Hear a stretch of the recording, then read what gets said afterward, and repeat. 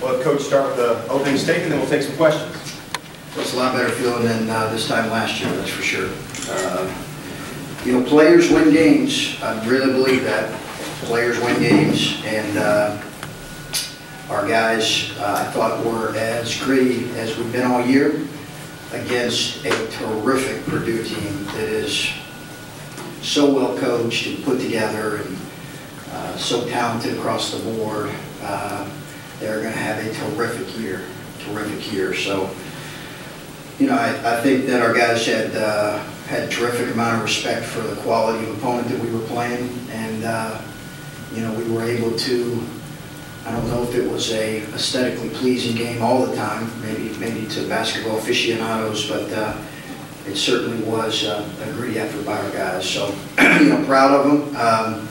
You know, I think give Purdue credit. They made it difficult there for us late, and we didn't necessarily capitalize on free throws like we would have liked to. But as I told those guys in the locker room, there is one guy that was on the free throw line that I didn't want on the free throw line. The guy to my left, I want on the free throw line late in games. The guy to my right, I want. Like, we had the right guys on the free throw line, and we were able to finish it out. Coach, you said all year that you wanted to grind out a win in the 50s. This wasn't quite that, but is this the kind of grinding game that you kind of wanted to experience before you get into the Big East? Yeah, I think I had this somewhat in mind, you know, a game where we weren't necessarily making shots, or people, you know, listen, people are going to try to take Kellen out of the game, and give them credit for doing that today. I thought they had great awareness of him, and, you know, good teams find a way to have others step up and make plays. But I was thinking that in mind, the game where we were maybe shooting under 40%, and I do think this, when you play against a team like Purdue that puts so much pressure on you on the defensive end, that does affect your offense. It does. I mean, our guys were working their fannies off on defense, and that does affect your offense. That's my big part of it today. Chris, how were you guys able to offset their obvious size advantage? Swanigan had a big game, but Hammonds and Haas not so much.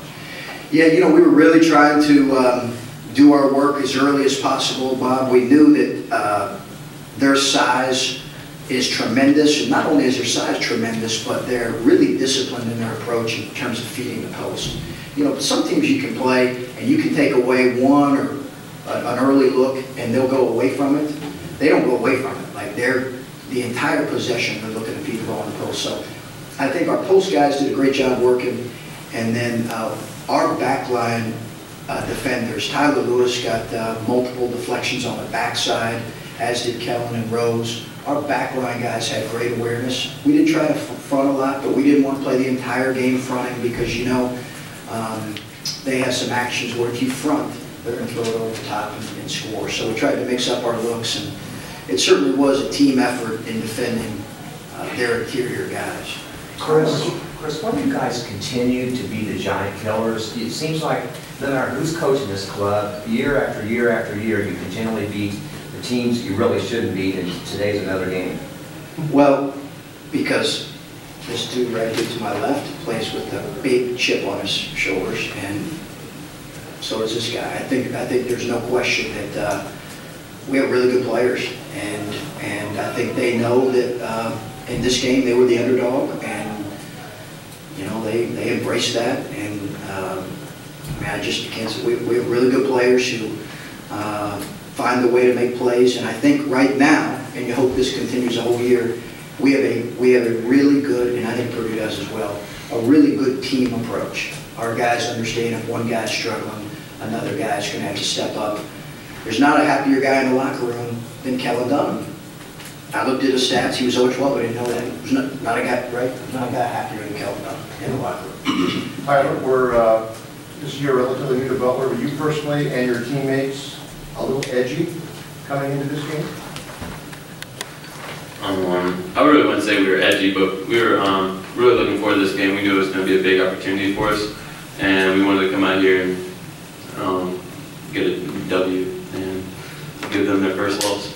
What was the difference between this game and when you played at Miami and Tennessee and Cincinnati, which have, you know, the kind of length and athleticism that you were kind of causing more mayhem on defense than what's happening to you on offense? Well, I mean, this game, I put a lot of it like on my teammates, and they did a great job today, just being in the right spots at the right time, and defense paid. I mean, it was easier scouting report wise, just coming over help side and getting deflections. So I don't know, it was a good, great team victory. Roosevelt, you and Tyler, between the two of you had 36 points, but you made life difficult for their point guards. If Purdue has a question mark, it's at the point. Did you feel like you could take advantage of the mismatches or the advantage that you had at the point? Yeah, that's what we started talking throughout the game. I started setting screens on Tyler, trying to get the smaller matchup and trying to pose. We really didn't get that look that many times because they had Swanigan digging down on me. But as I set screens on Tyler, it was opening them up, getting them lanes and open opportunities. So we knew that going in the game that we was going to get open looks and Tyler knock them down. Chris, as the score was getting closer and closer there at the end, Kellen was on the bench for a while there, and I figured he's probably the guy you wanted to foul. Did he get whacked in the nose, or was there any reason he was out? He was just out for a little while there late in the game, like under the 3-minute mark. Was it under the 3-minute mark? He might have came out for an injury under the 3-minute mark. That was the only reason. I think he got popped. He came out briefly. Yeah, he did come out briefly. He had to come out because he got popped in the nose or the head or something. I think they were actually checking for a concussion. He's fine. I'm sorry. No, you're good. Yeah. Roosevelt, how many times in your life have people come to you and said they want to change the way you shoot the ball, the way you play the ball? Because it is a very different style of offense in your life.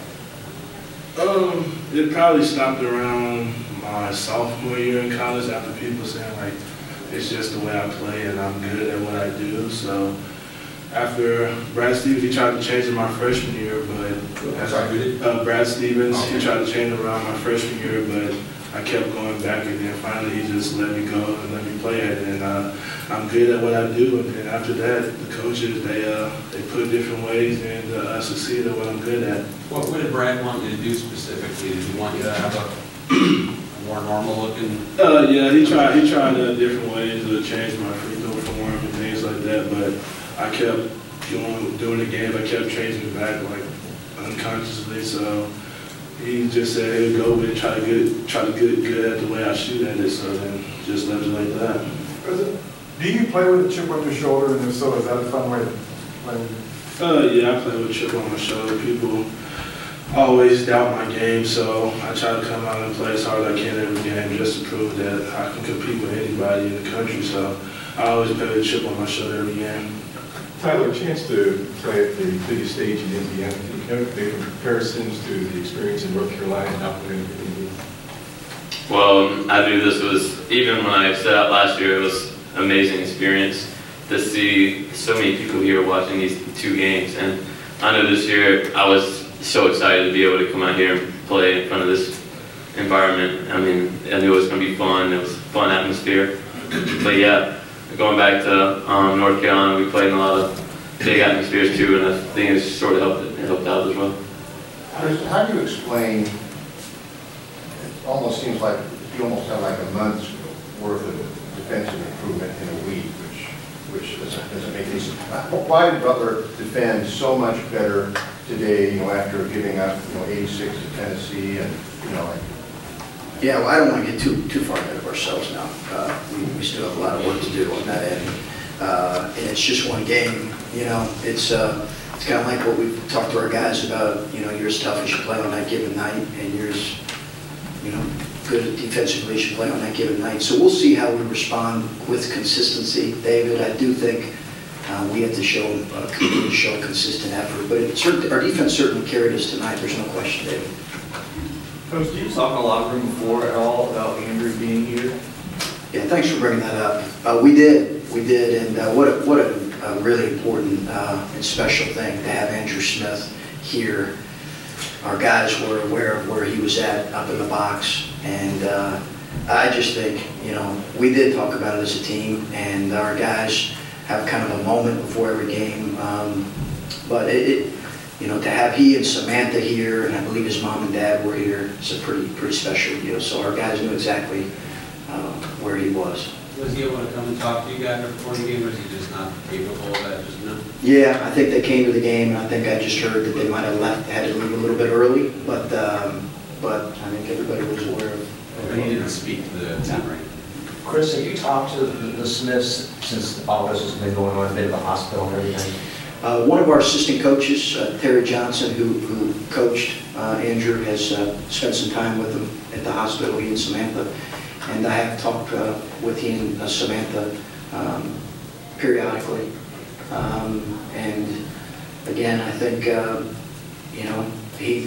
that's one of the great things about coaching at Butler is there's a tremendous connection between current and former players. And this guy here who played with him thinks about him and brings him up to our guys. And Andrew and Samantha came around a lot last year, so our guys that even didn't have a chance to play with him actually got a chance to know him. Coach, I know you're insulated and you don't get into a lot of the noise, especially in social media and things like that, but the other day Mike Gray made the comment that his program was the most consistent in the state of Indiana, and he used the words, "It ain't even close." So how do you take that? Oh man, Tom.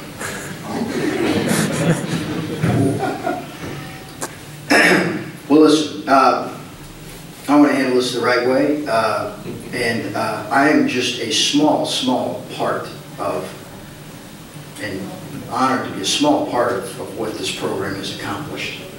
But my response would be, and I'm partly sticking up for a close friend of mine in Brad Stevens, check your facts. I'll leave it at that. Drops the mic.